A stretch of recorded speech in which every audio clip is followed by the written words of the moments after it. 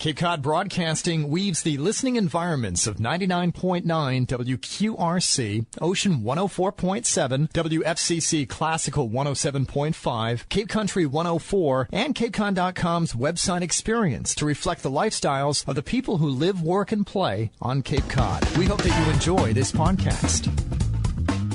I'm Laura Reckford, and this is Sunday Journal. I'm here in the studio with Jay Coburn from the Community Development Partnership. Jay, welcome back to the show. Great to be here. Thank you so much for coming in all the way from Eastham. My pleasure. And we're talking about a project that has been in the news a lot lately. It is being called the Governor Prentz Residences. It's to construct a 130-unit development on Route 6 in Eastham. But let's back up a little bit. You're with the Community Development Partnership, and I want to let listeners know what that is exactly. Sure. So for about 24 years now, the Community Development Partnership, also known as the CDP, has been creating opportunities for people to live, work, and thrive on the Lower Cape. And we do that by supporting small business development and economic development, by training small businesses, education. We have a microloan program that's lent out $2.5 million to 150 small businesses over the last 20 years.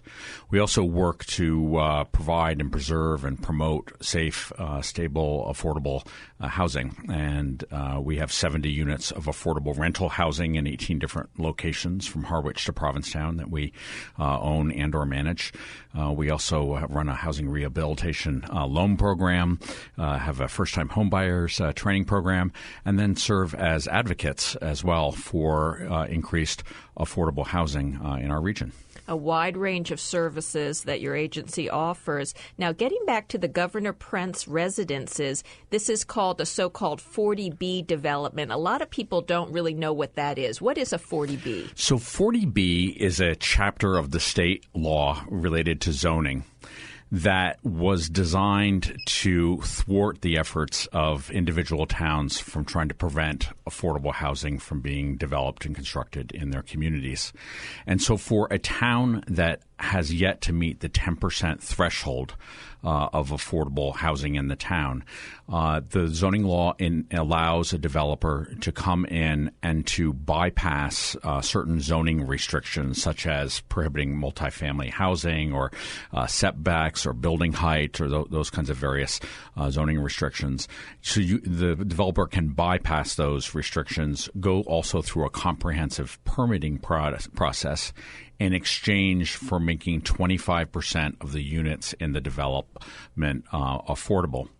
Now, sometimes, too, you hear the term a friendly 40B versus an unfriendly 40B, and what does that mean?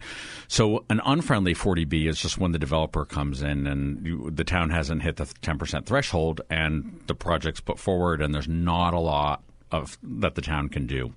However, once the town hits the 10% threshold, or in cases like this development where the developer wants to have a constructive and productive relationship with the community, it's called a friendly 40B. And in that case, there's negotiation and discussion. So even though this developer certainly has by right the ability to come in and build these 130 units, in fact, the developer could actually build way more than 130 units and only 25% of them affordable. This proposal is a developer who wants to work with the town, who has already incorporated lots and lots of feedback and comments and incorporated those into the design, but is also looking at to have between 85 and 90% of the units will be affordable rather than the minimum 25 that he would be required. It's really a distinction, this project, where you have a developer coming in who wants to work with the town. And my impression is, and for most when they call them a friendly 40B, this is a developer where if everyone is against it, if the town is against it, they're just going to go on and perhaps to do their development elsewhere. Exactly. And my greatest fear is that this 10 acres is still sitting there. It's not owned by the town. It's a private piece of land, and somebody else could come along and develop it, put 200, 300 units, 250 units on that piece of property, and only 25% of them would be affordable, and not really care what people in the town think about making this work. Now, what is the CDP's relationship to this development, if any? Sure. So we were initially invited to some early meetings between town officials as advocates for affordable housing in the region, and we have worked with the developer to make suggestions and also do outreach to decision makers and community leaders to try to build support for the project. Now, we always hear about this issue of not enough affordable housing really throughout Cape Cod, but on the Outer Cape, it seems to be really an even bigger issue. It is, and there are kind of two factors that are really driving that. One is, particularly on the Outer Cape, we have a lack of land and infrastructure. So some of our towns in Truro, where I live, for example, it's 2/3 of Truro is National Seashore. In Eastham, it's 1/3 of Eastham is National Seashore. And so there aren't a lot of options for places. And then on top of that, there's a lack of infrastructure, that we have towns without wastewater treatment facilities or until very recently, Eastham and parts of Truro and parts of Wellesley don't even have a public water system. So it makes it very difficult to develop for affordable housing on a scale that you really need to develop it in order for it to be cost effective to both construct and to manage over the long term. Then the second driver of the challenges of affordable housing in the Outer and Lower Cape are what we call the affordability gap. And our communities are certainly very beautiful and wonderful places to live and have been very attractive to second home owners and retirees. And what that has done is introduced a dynamic where the market forces driving our housing prices, both purchase and rental, are driven by incomes not on Cape Cod. That these are folks who live in New York, Boston, points of in between, making over $100,000, and that's what's driving real estate prices. And folks who live on the Lower and Outer Cape and who work for a living can't compete with those incomes to secure housing. And we have these people who grew up on the Cape, and basically if they haven't inherited a home, they just can't get into the housing market. Absolutely. In Truro, for example, we have a median home price of $640,000 in 2014. And so in order to go to a bank and get a loan to purchase a house of that price, you'd have to be making $160,000 a year. Well, there are not a whole lot of families in Truro, including most of the employees who work for the town. In fact, all of the employees who work for the town don't make anywhere near that kind of money. And of course, as we know, not everyone needs to own a home, but we get to rentals, and there's just a real shortage of rentals. Yeah, there are problems with the rentals. One is that a lot of our rental options are basically pulled out of the market to just be seasonal rentals. You can rent for a week in the summertime what you would probably collect in a month with a year-round rental. And so there's not much of an incentive for landlords to do year-round rentals, given that they can bring in a lot more money to pay their mortgage and their property taxes on a summer rental. But I think we also need to acknowledge that while homeownership is a wonderful opportunity for many, but for many people, particularly young people, and particularly young people now who have tremendous student loan debt coming out of college, that renting is often a better option for young people, and we ought to make that option available. I'm Laura Reckford, and this is Sunday Journal. I'm here in the studio with Jay Coburn from Community Development Partnership, or CDP, and we're talking about a new affordable housing project that has been proposed in Eastham. Now, sometimes people wonder who is eligible for affordable housing, and in this project in particular, you had said that the vast majority of these units would be affordable. Who will be eligible? So for this particular project, about 80% of the affordable units are going to be available for people who are what we call 60% of area median income. And so that's the area median income for Barnstable County. And that, just to give you some concrete numbers, so for a couple, that would be about $42,000 a year. For a family of four, it would be about $54,000 a year. And that's kind of the minimum, that's the maximum income.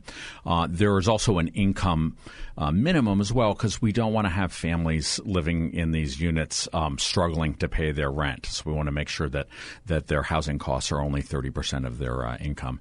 And then 10% of the units would be for folks who are at 30% of area median income.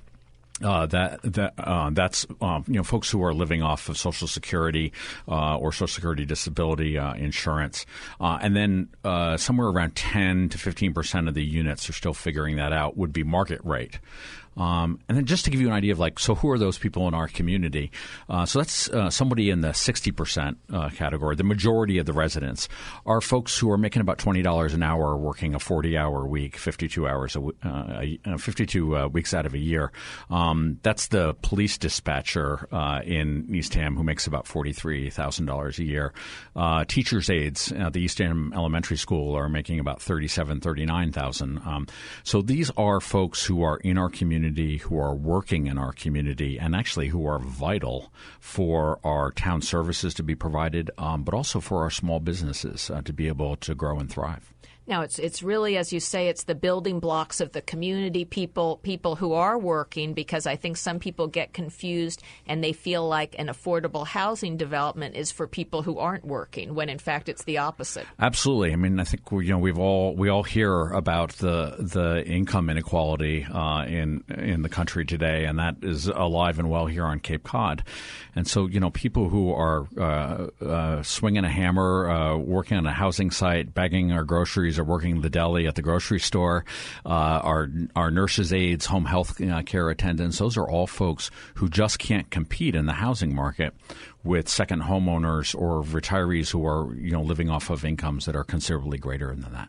I wanted to get back to the 10% you mentioned earlier because some people don't understand how this fits in. The state has requirements about affordable housing, how much has to be in each town. Right. That number is 10%. Of course, we have some tiny towns on the Cape. Maybe that one-size-fits-all might not be appropriate. How does that fit in?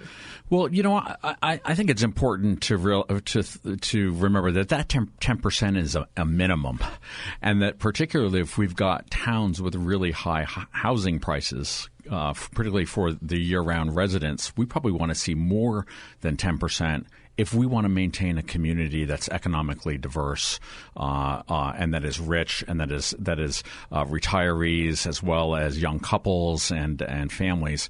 We really need a range of affordability in our housing. And so I think something else that's really important to point out, particularly with this Governor Prentz project, is that Eastham is the lowest on Cape Cod, with only 1.8% of its housing units deemed affordable. Do we have a sense in Eastham about how big that affordable housing gap is? In other words, do we have a list of the number of people who would like a rental unit? So there's a lot of anecdotal information. And I think one of the fears that people have about a project this size is that all of a sudden it's going to fill up with people from Boston and New Bedford and Hyannis who are going to move to Eastham and not have jobs. And nothing could be farther from the truth in our experience. We've run a couple of lotteries, and when you first open up an affordable housing development, you take in applications and then you conduct a lottery because you usually have a lot more applications than you do units. And when the last three lotteries that we've done, 94% of the applicants were from the Lower Cape. And half of the applicants were from the town of Eastham. There also is a very small inventory of just about 200 year-round rentals in Eastham to begin with. And so what our past experience has been, and what I would predict will happen in this case, is there are a lot of folks who are in Eastham who are in housing, but they're what we called house burden. They're paying way more than 30% of their income. And this is going to be an opportunity for them to move into an affordable housing unit, have a rent that's much more appropriate for their income, and then open up some other rentals for people who don't qualify for affordable housing, people who make above 80% of area median income. And we've got lots of folks in that sector as well who still can't afford homes on the Lower Cape. We only have a few minutes left, and we could spend a lot more time talking about this. I did want to spend a few minutes talking about how this project, 130 units, fits into the community character of Eastham, because I know people might not be able to picture what this would look like, and that's so important to towns on the Cape. I think that at first blush, that is an overwhelming number of units for Eastham. And I would encourage folks to go to the October 19th Board of Selectmen's packet on the Town of Eastham website. And there's a packet there that's got sketches and a site plan. And it really is a beautiful neighborhood-like community that I feel has been designed in a very sensitive way. But so this is big. There's not a lot of places where you would want to do a development of this density, but this is right on Route 6, within walking distance of shops and services. It's near public transportation, and this is a place where it makes sense to do this. But also we have to keep in mind the costs of developing and building and maintaining affordable rentals are really challenging. And if we don't do projects at a pretty significant scale, they're just not economically sustainable, and we'll never get the housing built. And in the last minute, what is the process going forward with this? So the first Monday in November, I believe that's the 2nd, the Board of Selectmen will again be meeting with the developer to address some of the issues that came up at their meeting this past week. And ultimately, the developer is looking for the support of the town. But I think it's so important for folks to be aware that if this project doesn't come together and doesn't happen, the town's at risk of having a much more unattractive and much denser development being built in that space. And there'll be plenty of time for people to come out and make their thoughts known and participate in the process. Absolutely. And unfortunately, we're out of time. I've been talking to Jay Coburn from the Community Development Partnership. Jay, thank you so much for being here with me today. Thanks for having me. I'm Laura Reckford, and this is Sunday Journal. This podcast is a presentation of Cape Cod Broadcasting, which is solely responsible for its content. Thank you for listening. For more information, please visit us at capecodbroadcasting.com.